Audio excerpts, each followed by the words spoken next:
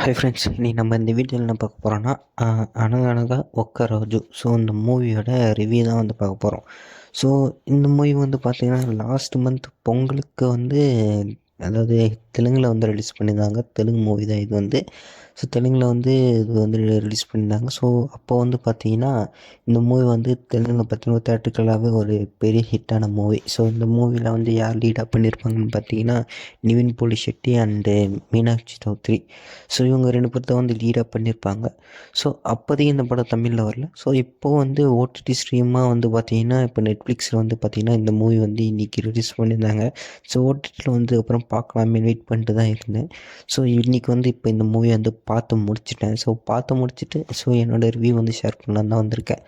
So இந்த movie எனக்கு ஓப்பனாக கேட்டிங்கன்னா உங்களுக்கு எனக்கு பிடிச்சிருக்கா இல்லைன்னு கேட்டிங்கன்னா ஒரு ஆவரேஜான மூவி அப்படி தான் நான் சொல்லுவேன். ஸோ இந்த மூவியோட ஸ்டோரின்னு பார்த்தீங்கன்னா நம்ம ஹீரோ வந்து ஒரு ஜமீன்தார்.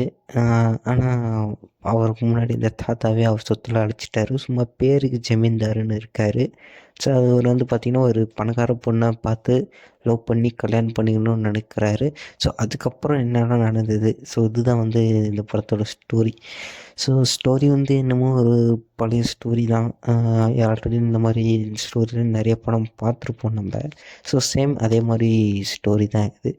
ஸோ இந்த மூவியில் இவங்க எதாவது டிஃப்ரெண்ட்டாக பண்ணியிருக்காங்களான்னு கேட்டிங்கன்னா அந்த அளவு பெருசாக டிஃப்ரெண்ட்டாக பண்ணலை. சும்மா ஒரு காமெடி ஃபன் மூவியாக எடுக்கணும்னு தான் ட்ரை பண்ணியிருக்காங்க. காமெடி அங்கங்கே 1-2 ஒர்க் ஆச்சுன்னு தான் சொல்லுவேன். என்ன கேட்டிங்கன்னா ஒரு செம்ம காமெடி மூவி அப்படின்லாம் சொல்ல மாட்டேன். ஒரு ஓகேஷான மூவி தான் அப்படின்னு நான் சொல்லுவேன். ஸோ அது முக்கியமான இந்த படத்தோட பாசிட்டிவ் வந்து பார்த்திங்கன்னா நம்ம நிவின் போலி ஷெட்டி. ஸோ அவரை தான் சொல்லுவேன். ஏன்னா அவர் தான் வந்து பார்த்திங்கன்னா இந்த படம் ஃபுல்லாகவே கேரி பண்ணிட்டு போகிறாரு. ஸோ அவரோட ஆக்டிங்கு, அவரோட டைலாக்கு, காமெடி அது எல்லாமே வந்து நல்லா பண்ணியிருக்காரு. பட் நான் இதுக்கு முன்னாடி அவர் நடித்த படம்லாம் பார்த்துருக்கேன், அதெல்லாம் சூப்பராக பண்ணியிருந்தார்.